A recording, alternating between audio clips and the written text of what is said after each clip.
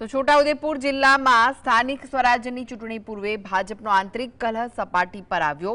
બોડેલીની સખાન્દ્રા તાલુકા પંચાયત બેઠક પર અશોકભાઈ રાઠવાએ વાજતે ગાજતે ફોર્મ ભર્યા બાદ પક્ષે અચાનક મેન્ડેટ બદલી નરપતભાઈ રાઠવાને આપતા વિવાદ વકર્યો।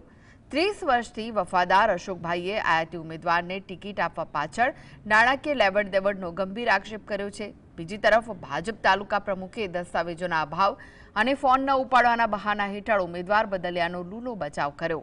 ટિકિટ કપાતા રોષે ભરાયેલા કાર્યકરો અને પ્રદેશ ભાજપમાં ન્યાયની માંગ સાથે આ બેઠક પર અત્યારે રાજકીય ઉકળતો ચરુ જોવા મળી રહ્યો છે। આયાતી ઉમેદવાર હોય તો એને કોઈ બી જાતનો સ્થાનિકને સ્થાન મળવું જોઈએ। આયાતી ઉમેદવારને કોઈ બી જાતનો લાભ મળવું ના જોઈએ। આજે એ પાર્ટી આયાતી ઉમેદવાર મારી સીટ પર કેવી રીતના લડે? મારા નામનો મેન્ડેટ હતો અને ત્યાં આગળ એ પાર્ટીને કેવી રીતના મેન્ડેટ આપી દેવામાં આવ્યો છે? આયાતી ઉમેદવાર ચાલે જ નહીં, બરાબર।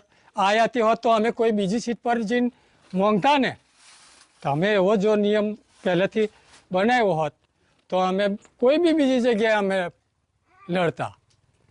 તો આ જે નિયમો છે એ બધા ખોટા છે અને અમને અમારા ઉમેદવાર જે નામ ડિક્લેર કરેલું એ ફાઇનલ રાખવાના હોય તો જ અમે વોટિંગ કરશું।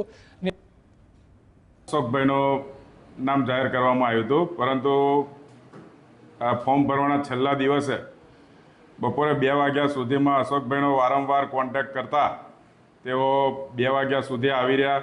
કાગળિયાની પૂર્તતા ઓછી દેખાઈ અને ફોર્મ કદાચ બાકી રહી જાય એને ધ્યાનમાં રાખીને પાર્ટીએ તાત્કાલિક નવા ઉમેદવારને મેન્ડેટ આપીને ફોર્મ ભરાવ્યું।